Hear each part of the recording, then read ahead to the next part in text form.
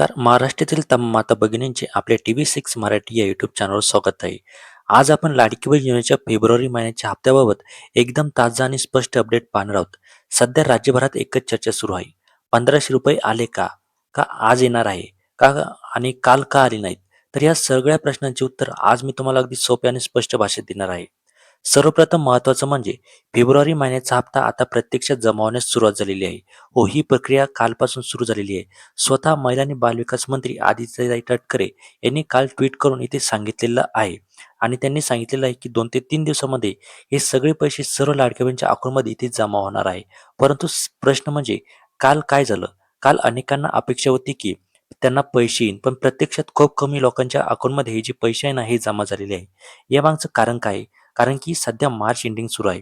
Banking वर्षाचा आता शेवट चालू आहे आणि या काळात बँकांचे व्यवहार खूप वाढतात आणि सर्व्हर स्लो होणं, ट्रान्सफर उशिरा होणं, डीबीटी प्रोसेस लेट सुरू होणं हे अगदी नॉर्मल आहे.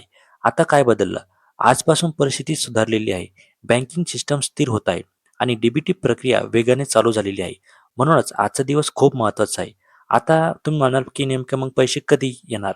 तर खूप लोकांना वाटतं की एकाच वेळी सगळ्यांना पैसे येतात. पण प्रत्यक्षात तसं नसतं. पैसे टप्प्याटप्प्याने येत असतात.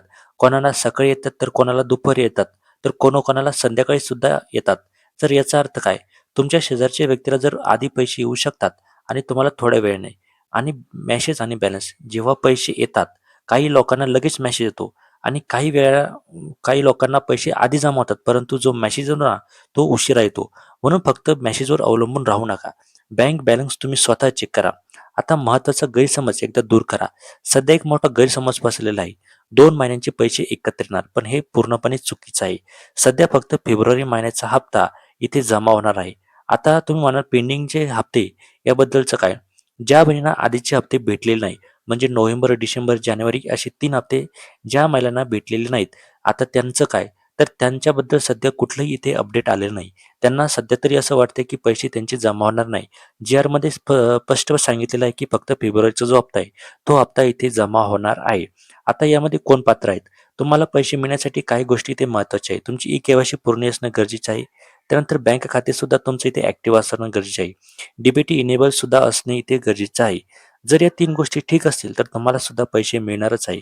ई-के-वाय-सी अपडेट केलेल्यांसाठी ज्या बहिणींनी अलीकडेच के-वाय-सी अपडेट किंवा दुरुस्ती केली आहे, त्यांच्यासाठी चांगली बातमी आहे. त्यांना या हप्त्यात पैसे मिळण्याची शक्यता आहे. आता वितरण कसं होतं? खूप लोक विचारतात की आधी आमच्या जिल्ह्यात का आली नाहीत? तर लक्ष ठेवा, हे वितरण जिल्ह्यानुसार होत नाही. संपूर्ण राज्यात एकाच वेळी डीबीटी चालतो. फक्त फरक पडतो तो तुमच्या बँकेच्या स्पीडमुळे. आता ही जी माहिती ही तुम्हाला कशी वाटली? आम्हाला कमेंट करून नक्की सांगा. चॅनलवर जर नवीन असाल तर आता सबस्क्राईब करून घ्या. धन्यवाद.